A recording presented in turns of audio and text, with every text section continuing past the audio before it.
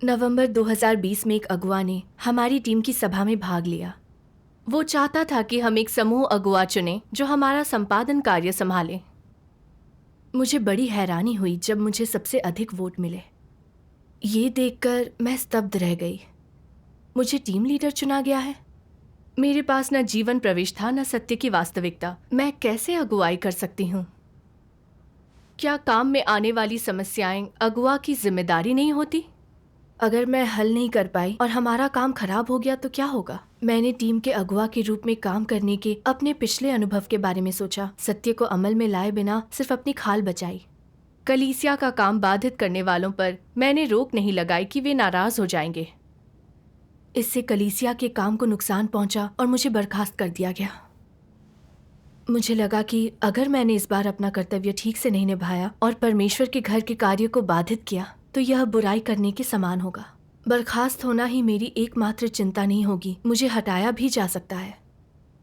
मैं इसके लिए तैयार नहीं थी, इसे संभाल नहीं सकती थी। इसलिए मैंने अगुवा से कह दिया कि मैं दूसरों की समस्याएं हल करने में असमर्थ हूँ, मैं इस पद के लिए उपयुक्त नहीं हूँ। फिर मैंने बहुत सारे बहाने बनाए। उसने मुझसे कहा कि मुझे ये कर्तव्य स्वीकार करना चाहिए, लेकिन मैं इसे स्वीकार नहीं कर पा रही थी। मेरा मन आंदोलित था। तभी मैंने अचानक परमेश्वर के वचनों के इस अंश के बारे में सोचा। तुम्हें समर्पित होना चाहिए और सक्रिय रूप से सहयोग करना चाहिए। यह तुम्हारा कर्तव्य और जिम्मेदारी है। आगे का मार्ग कैसा भी हो, तुम्हारा दिल आज्ञा पालन करने वाला होना चाहिए। भीरुता, डर, चिंता, संदेह, इनमें से किसी भी रवैये के साथ तुम्हें अपना कर्तव्य नहीं निभाना चाहिए। सही है। जब मैंने इस पर विचार किया तो मुझे शांति का एहसास होने लगा। और यह कर्तव्य परमेश्वर के शासन और व्यवस्थाओं के कारण है। परमेश्वर की इच्छा मैं समझ नहीं पाई, लेकिन इतना समझ आया कि मुझे परमेश्वर को मेरी अगुवाई करने देना है और समर्पण करना है। मैंने खुद को अपने कर्तव्य में समस्याओं का सामना करते हुए पाया और अपनी टीम के काम में कोई प्रगति नहीं देखी। ये चिंताजनक था कि अगर हमारा प्रदर्शन नहीं सुधरा तो बतौर अगुवा मैं अपनी जिम्मेदारी से बच नहीं पाऊंगी। इस विचार ने मुझे बेचैनी की स्थिति में डाल दिया। जब मैंने अपनी करीबी बहन को हमारी स्थितियों के बारे में बताया तो उसने पिछली टीम अगुवा के बारे में बताया और मैं असहज हो गई, जिसे सत्य का अनुसरण न करने या बेहतर करने का प्रयास न करने पर बर्खास्त कर दिया गया था। वह कोई व्यावहारिक काम नहीं कर पा रही थी। मैं जानती थी कि मेरी टीम कई कठिनाइयों और समस्याओं का सामना कर रही है। अगर मैं उनका समाधान न कर सकी, व्यावहारिक काम न किया, तो क्या मैं भी बर्खास्त हो जाऊंगी? मैं वापस एक नियमित टीम सदस्य होना चाहती थी जिसके पास इतनी जिम्मेदारी ना हो। मैं सोच रही थी कि मैं फिलहाल यह काम कर लूंगी क्योंकि मैं अभी अभी चुनी गई हूँ। फिर अगर मैं अक्षम रही तो मुझे यह पद त्याग देना चाहिए ताकि मेरे कारण कलीसिया के काम को नुकसान ना पहुंचे। अगर ऐसा हुआ तो मैं अपने अंतिम गंतव्य से चूक जाऊंगी।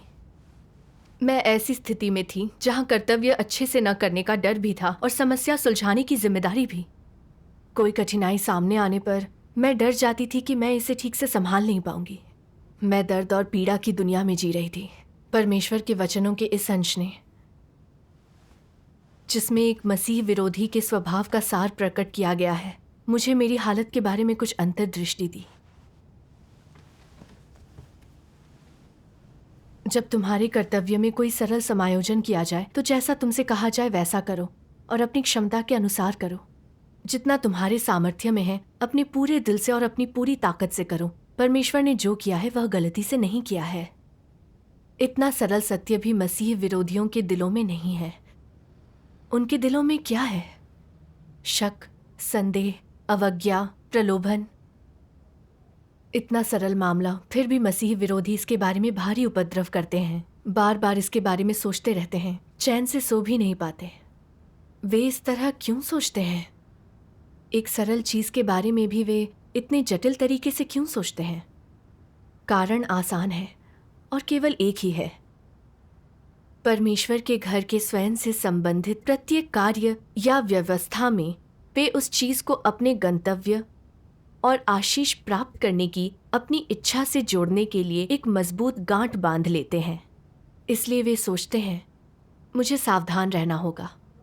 एक गलत कदम हर कदम को गलत कर देगा। फिर आशीष प्राप्त करना तो भूल जाओ। यह मेरा अंत होगा। मैं लापरवाह नहीं हो सकता। परमेश्वर का घर, भाई और बहनें, ऊपरी अगुआगण और परमेश्वर भी, ये सभी अविश्वसनीय हैं। मैं इनमें से किसी पर भरोसा नहीं रखता। सबसे अधिक विश्वसनीय और सबसे भरोसेमंद आदमी खुद है। तुम अपने लिए योजनाएं नहीं बनाओगे तो और कौन तुम्हारा ध्यान रखेगा?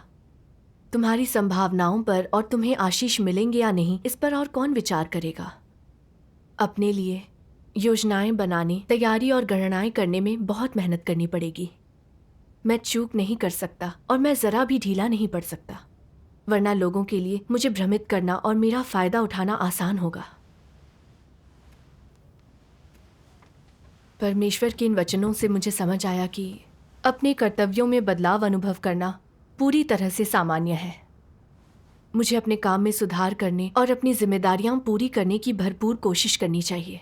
अगर मैं अपने प्रयास में सफल नहीं हो पाई तो मुझे अपनी बर्खास्तगी स्वीकार करनी होगी। कर्तव्य परमेश्वर के घर की ज़रूरतों के अनुसार और लोगों की व्यक्तिगत क्षमता के अनुसार बदले जाते हैं। इससे परिणामों और गंतव्यों से कोई लेना देना नहीं है। हाँ।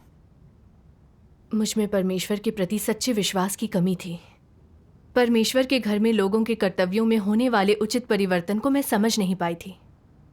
मुझे लगता था कर्तव्य और परिणाम जुड़े हुए हैं। मैं बस आशीष पाने की सोचती थी। मुझे डर था कि अगर मैं अपना कर्तव्य ठीक से नहीं निभा पाई तो मैं हटा दी जाऊंगी और मेरा कोई भविष्य नहीं रहेगा।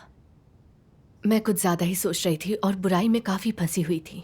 अपने हितों की रक्षा करने के लिए मैं परमेश्वर के साथ चालाकी करने की कोशिश कर रही थी। अपना कर्तव्य ना निभा पाने की वजह से हार मानने की योजना बना रही थी। मैं सोच ही नहीं पा रही थी कि अपना कर्तव्य कैसे निभाऊं, बल्कि मैं अपने भविष्य के बारे में विचार कर रही थी।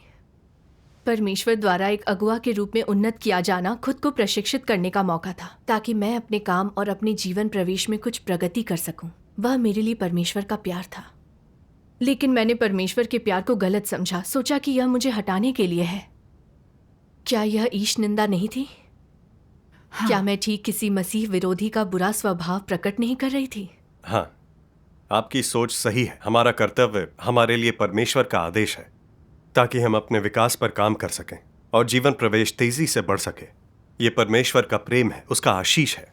हमारा ये सोचना कि इससे परमेश्वर हमें उजागर कर हटाना चाहता है, यह सिर्फ हमारी गलतफहमी और ईर्ष्या निंदा है जो परमेश्वर को चोट पहुंचाती है। हाँ, मैंने तब जो भी प्रकट किया था उसके बारे में सोचा। मैं परमेश्वर को समझ नहीं पाई, सिर्फ अटकलों और सतर्कता से ग्रस्त थी। मैं अत्यधिक परेशान थी और यह सोच रही थी कि मैं ऐसी स्थिति में क्यों हूँ। वास्तव में समस्या की जड़ कहाँ है? मैंने मसीह विरोधियों को उजागर करने वाले परमेश्वर के वचनों को पढ़ा। मसीह विरोधी यह नहीं मानते कि परमेश्वर के वचनों में सत्य है और वे उसके स्वभाव, पहचान या सार पर विश्वास नहीं करते। अपने चारों ओर घटित होने वाली हर चीज का विश्लेषण और जांच करने के लिए वे इन सबको मानवीय विचारों और मानवीय दृष्टिकोणों से देखते हैं। और मानवीय दृष्टिकोणों, मानवीय विचारों और मानवीय छल कपट से ही वे लोगों के साथ व्यवहार करने के परमेश्वर के तरीके और लोगों में उसके कार्य को भी देखते हैं। वे परमेश्वर के स्वभाव, पहचान और सार को देखने के लिए शैतान का तर्क और सोच लागू करते हुए मानवीय विचारों और मानवीय तरीकों का उपयोग करते हैं। जाहिर है, मसीह विरोधी न केवल परमेश्वर के स्वभाव, पहचान और सार को स्वीकार नहीं करते, बल्कि उनके बारे में धारणाओं और अस्पष्ट, खोखले विचारों से भरे होते हैं। वे सिर्फ मानवीय समझ से भरे होते हैं। उनके पास लेश मात्र भी वास्तविक ज्ञान नहीं होता। इसके परिणाम स्वरूप अंत में मसीह विरोधी परमेश्वर के स्वभाव, पहचान और सार को कैसे परिभाषित करते हैं? क्या वे यह कह सकते हैं कि परमेश्वर धार्मिक है और मनुष्य के लिए वह प्रेम है? निश्चित रूप से नहीं। परमेश्वर की धार्मिकता और प्रेम की मसीह विरोधियों की परिभाषा एक प्रश्न चिन्ह है, संदिग्धता है। परमेश्वर का स्वभाव उसकी पहचान निर्धारित करता है और वे उसके स्वभाव पर उपहास पूर्वक हंसते हैं और उसके प्रति संदेह, इनकार और आलोचना से भरे होते हैं। तो फिर उसकी पहचान का क्या? परमेश्वर का स्वभाव उसकी पहचान दर्शाता है। उसके प्रति उनके जैसा रुख परमेश्वर की पहचान के बारे में उनका नजरिया स्वतः स्पष्ट है, प्रत्यक्ष इनकार। यह मसीह विरोधियों का सार है। आमीन। आमीन। परमेश्वर के वचन दिखाते हैं कि मसीह विरोधी यह नहीं मानते कि परमेश्वर के वचन सत्य हैं।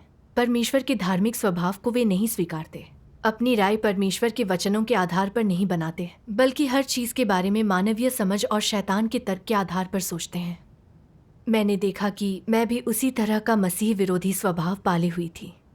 कलीसिया द्वारा पदों के समायोजन या लोगों की बर्खास्तगी के संबंध में मुझे परमेश्वर के धार्मिक स्वभाव की समझ नहीं थी। इन समस्याओं को मैं ऐसे देख रही थी जैसे कि जो जितना बड़ा होता है वह उतना ही जोर से गिरता है। बाहर निकली कील हथौड़ी से ठोकी जाती है।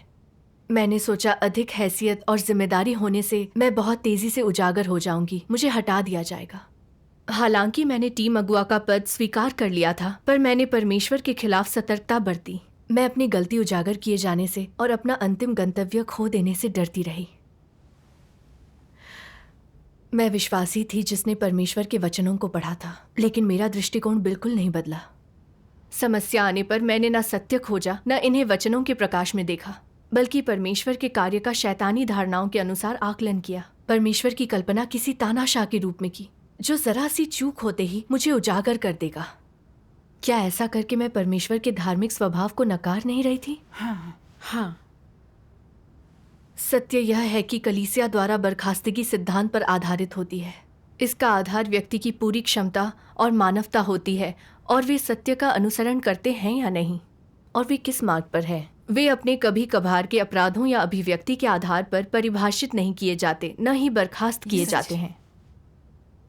परमेश्वर का घर उन अगुवाओं को अतिरिक्त मौके देगा जो परमेश्वर के लिए खुद को खपाते हैं और सत्य का अनुसरण करते हैं। हाँ।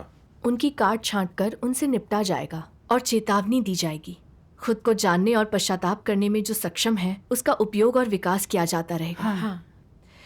कुछ झूठे अगुआ हैं जो व्यावहारिक कार्य नहीं करते, जो सुख सुविधाओं के लालची हैं और जो बिना जिम्मेदारी के अगुआ के पद पर बने रहते हैं। ऐसे व्यक्ति बर्खास्त कर दिए जाएंगे। अगर वे हर तरह की बुराई करने वाले दुष्ट व्यक्ति नहीं हैं, तो उन्हें कलीसिया से बाहर निकाला नहीं जाएगा। परमेश्वर का घर उन्हें पश्चाताप और आत्मचिंतन का एक मौका देते हुए उनके लिए कर्तव्य की व्यवस्था करेगा। सही है। कुछ ऐसे मसीह विरोधी हैं जो सत्य को स्वीकार नहीं करते, जो अपने सामर्थ्य के लिए काम करते हैं, जो कलीसिया का सत्ता हथियाना चाहते हैं। केवल वे ही हटाए जाते हैं, कलीसिया से निष्कासित किए जाते हैं। मैंने देखा कि परमेश्वर का घर लोगों के साथ निष्पक्ष व्यवहार करता है। परमेश्वर के घर में सत्य का प्रभुत्व है। किसी अच्छे व्यक्ति पर गलत आरोप नहीं लगाया जाएगा और बुरे को आसानी से छोड़ा नहीं जाएगा। आमीन। फिर मैंने महसूस किया कि जब मुझे टीम अगुआ से बर्खास्त कर दिया गया था, तो उसका कारण था कि मैं स्वार्थी और नीच थी, सत्य को अमल में नहीं लाती थी। मैं कलीसिया के काम में बाधा बनी हुई थी। परमेश्वर का धार्मिक स्वभाव मुझ पर आया। वह मुझे पश्चाताप करने और बदलने का मौका दे रहा था। मैंने एक अविश्वासी की तरह काम किया और परमेश्वर के उद्धार को मैं गलत समझ रही थी। मैंने महसूस किया जो जितना बड़ा होता है वह उतना ही जोर से गिरता है। इस शैतानी दर्शन ने मुझे बहुत नुकसान पहुंचाया था। इसके कारण मैंने परमेश्वर को गलत समझा और अधिक दुष्ट बन गई। मैं शैतानी तर्क और कानूनों से जीती नहीं रह सकती थी। मुझे परमेश्वर के वचनों के आधार पर चीजों को देखना और समझना था। टीम अगुआ होने के इस कर्तव्य को प्राप्त करना परमेश्वर द्वारा उन्नत किया जाना था, और यह परमेश्वर मुझे सीखने का मौका दे रहा था। मुझे इसी अवसर की जरूरत थी। मैं अतीत में अपने कर्तव्य में एक अवरोधक थी, लेकिन मैं जानती थी कि अपनी असफलताओं की भरपाई के लिए मुझे अपने कर्तव्य में कीमत चुकानी होगी। सत्य के सिद्धांतों की अधिक तलाश करनी होगी और इसमें अपना सब कुछ लगा देना होगा। ये बहुत अच्छी बात है कि आप अपने भटके विचार बदल कर परमेश्वर की इच्छा समझ पाई। परमेश्वर का धन्यवाद। वैसे सोचा जाए तो इन बीते वर्षों में परमेश्वर के घर में ऐसे बहुत से झूठे अगुआ और मसीह विरोधी मिले हैं जिन्हें बर्खास्त कर निकाला गया है। उन्हें उनके पद के कारण नहीं, बल्कि उनके सत्य का अनुसरण ना करने और सही मार्ग पर ना चलने के कारण निकाला गया है। हाँ। कई लोग हैं जिन्होंने सत्य का अनुसरण किया, कई साल अगुआ रहे, कुछ भ्रष्टता दिखाने और अपराध करने के बावजूद निपटारे और फटकारे जाने के बाद सत्य स्वीकारने में समर्थ हुए। अब वे अपने जीवन में निरंतर विकसित हो रहे हैं। हाँ। सत्य का अनुसरण करने वाले लोग जब कोई महत्वपूर्ण कर्तव्य का भार लेते हैं, वे खुद को विकसित करने के अधिक अवसर पाते हैं और पूर्ण किए जाने के अधिक योग्य होते हैं। आमीन। लेकिन जो लोग सत्य का अनुसरण नहीं करते, जो कर्तव्य में सिद्धांत नहीं खोजते और न्याय किए जाने से इनकार करते हैं, और जिनके भ्रष्ट स्वभाव जरा भी नहीं बदलते, तो चाहे उनकी हैसियत कुछ भी क्यों ना हो, अंततः उन्हें हटा दिया जाएगा। सच है। परमेश्वर का धन्यवाद। यह संगति प्रबुद्धता देती है। किसी व्यक्ति के पद से इसका कोई लेना देना नहीं कि क्या वह उजागर किया जाएगा। महत्वपूर्ण ये है कि क्या वो सत्य स्वीकार कर उसका अनुसरण कर सकता है। सच है। सत्य समझ पाना बहुत शानदार है। इसके मर्म को देख पाना हमें इन शैतानी दर्शनों के बंधन से मुक्त करता है। हाँ, परमेश्वर का धन्यवाद। इन बातों को समझना मेरे लिए मुक्त होना रहा है। जब मैं अतीत के बारे में सोचती हूँ कि कैसे मैंने परमेश्वर को गलत समझा, मैंने महसूस किया मैं कितनी मूर्ख और अंधी थी। मुझे परमेश्वर की कोई समझ नहीं थी। हाँ। मैंने परमेश्वर से मौन प्रार्थना की है। हे परमेश्वर, धन्यवाद तुम्हारे मार्गदर्शन के लिए, मेरी कुरूपता दिखाने के लिए। और इन शैतानी धारणाओं ने हमारे बीच कितना बड़ा अवरोध पैदा कर दिया था। चीज़ों को गलत समझते और सतर्क रहते हुए मैं इससे बेखबर थी कि तुमने कैसा महसूस किया। मैं विद्रोही रही हूँ और पछतावा कर रही हूँ। एक दिन मैंने एक लेख पढ़ा जिसमें लेखक ने मेरी स्थिति व्यक्त की थी और परमेश्वर के कुछ वचनों ने मुझे अभ्यास का मार्ग प्रदान किया।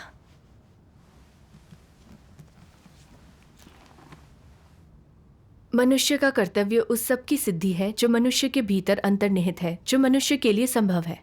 इसके बाद उसका कर्तव्य पूरा हो जाता है। मनुष्य की सेवा के दौरान उसके दोष, उसके क्रमिक अनुभव और न्याय से गुजरने की प्रक्रिया के माध्यम से धीरे धीरे कम हो जाते हैं। वे मनुष्य के कर्तव्य में बाधा या विपरीत प्रभाव नहीं डालते। वे लोग जो इस डर से सेवा करना बंद कर देते हैं या हार मानकर पीछे हट जाते हैं कि उनकी सेवा में कमियां हो सकती हैं, वे सबसे ज्यादा कायर होते हैं। मनुष्य के कर्तव्य और वह धन्य है या शापित, इनके बीच कोई सहसंबंध नहीं है। मनुष्य को कर्तव्य अवश्य करना चाहिए। ये उसकी स्वर्ग द्वारा प्रेषित वृत्ति है जो प्रतिफल, स्थितियों या कारणों पर निर्भर नहीं होनी चाहिए। तभी वह अपना कर्तव्य पूरा करता है। हाँ। न्याय के अनुभव के बाद परमेश्वर के आशीषों का आनंद लेना और पूर्ण बनाया जाना धन्य होना है। शापित होना उसे कहते हैं जब ताड़ना और न्याय का अनुभव करने के बावजूद स्वभाव नहीं बदलता, जब पूर्ण बनाए जाने का अनुभव करने के बजाय दंडित होना पड़ता है। लेकिन लोगों को धन्य किया जाता है या शापित? सृजित प्राणियों को अपना कर्तव्य पूरा करना चाहिए, वह करते हुए जो उन्हें करना ही चाहिए जिसमें वे सक्षम हैं। यह न्यूनतम है जो व्यक्ति को करना चाहिए, ऐसे व्यक्ति को जो परमेश्वर की खोज करता है। तुम्हें अपना कर्तव्य केवल धन्य होने के लिए नहीं करना चाहिए और तुम्हें शापित होने के भय से अपना कार्य करने से इनकार भी नहीं करना चाहिए।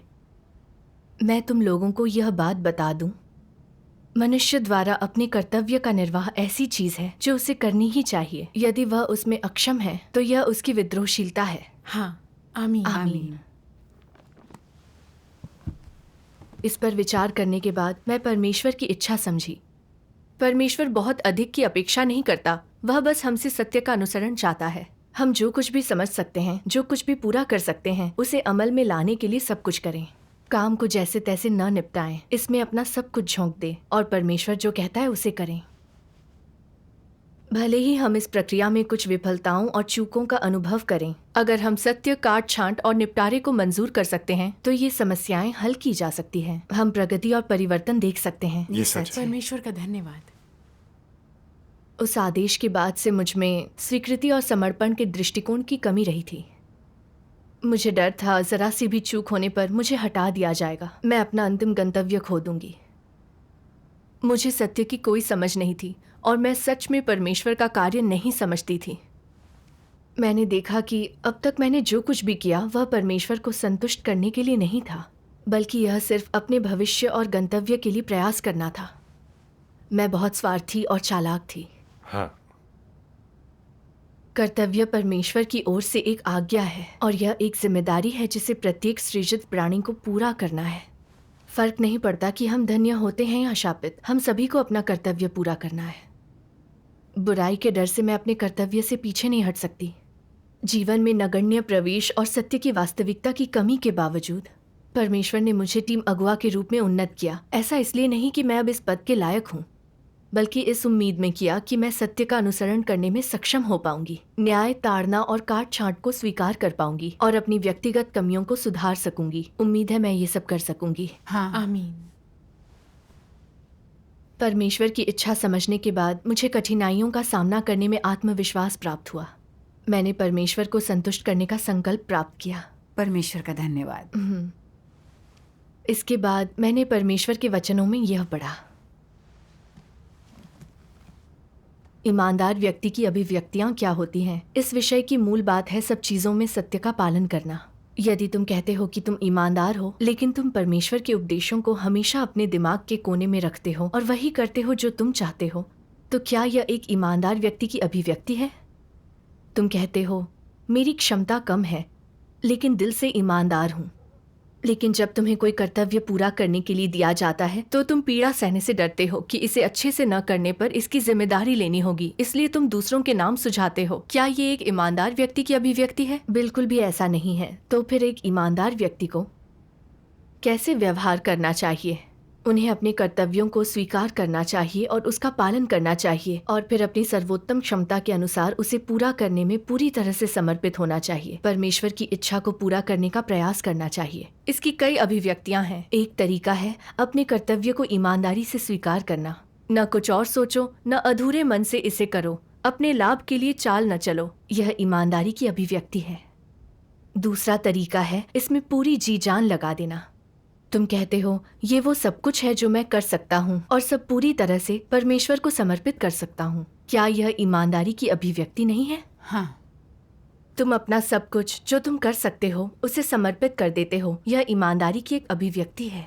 यदि तुम अपना सब कुछ समर्पित करने को इच्छुक नहीं हो और तुम इसे छिपा कर रखते हो तो तुम अपने कामों में बेईमान हो। अपना कर्तव्य दूसरों पर डाल देते हो क्योंकि तुम अच्छा काम न करने के परिणाम भुगतने से डरते हो। तो क्या यह ईमानदार होना है? नहीं, यह नहीं है। इसलिए ईमानदार व्यक्ति होना केवल एक इच्छा रखना ही नहीं है। यदि तुम इसे अभ्यास में नहीं लाते तो तुम एक ईमानदार व्यक्ति नहीं हो। जब तुम्हारे सामने समस्याएं आए तो तुम्हें सत्य का अभ्यास करना चाहिए। यह ईमानदार व्यक्ति होने का एकमात्र तरीका है, और यही एक ईमानदार हृदय की अभिव्यक्तियां हैं। हाँ, आमीन।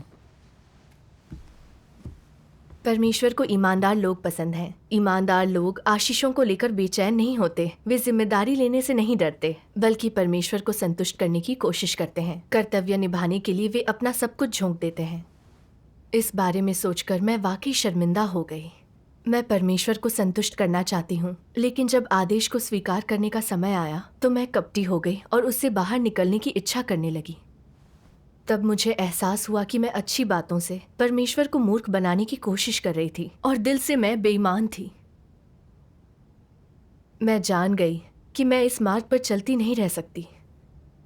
भले ही मुझ में बहुत सारी समस्याएं और कमियां थीं, फिर भी मुझे एक ईमानदार व्यक्ति होने का अभ्यास करना था। अपना दिल परमेश्वर को देना था। अपने पैर मजबूती से जमीन पर जमाए रखते हुए अपना कर्तव्य निभाना था। मैं परमेश्वर के आयोजनों और व्यवस्थाओं का पालन करने के लिए तैयार थी। इसके बाद मुझे बहुत ज़्यादा सुकून मिला जब मैंने अपनी कठिनाइयों को खोजने और हल करने के लिए परमेश्वर से प्रार्थना की। तो मैंने सत्य के सिद्धांतों की तलाश करते हुए भाई बहनों के साथ चीज़ों की छानबीन की। मैं समस्याओं को हल करने में सक्षम हो गई थी। परमेश्वर का धन्यवाद। अगर परमेश्वर पर आश्रित रहें तो हम उसका मार्गदर्शन देख पाएंगे। उस पर आस्था रखते हुए उसके लिए काम करने में अपना सब कुछ लगाने को तैयार होंगे। आमीन। परमेश्वर के मार्गदर्शन के लिए उसका धन्यवाद। परमेश्वर का न्याय और ताड़ना वास्तव में मानव जाति के लिए उसका प्यार और उद्धार है। मैं अब जिम्मेदारी से नहीं डरती, अब उतनी रक्षात्मक भी नहीं हूँ। भले ही मुझ में बहुत सारे भ्रष्ट स्वभाव हैं, लेकिन मैं परमेश्वर द्वारा न्याय किए जाने के लिए तैयार हूँ और स्वच्छ तथा रूपांतरित किए जाने की इच्छुक हूँ। परमेश्वर का धन्यवाद। परमेश्वर का धन्यवाद।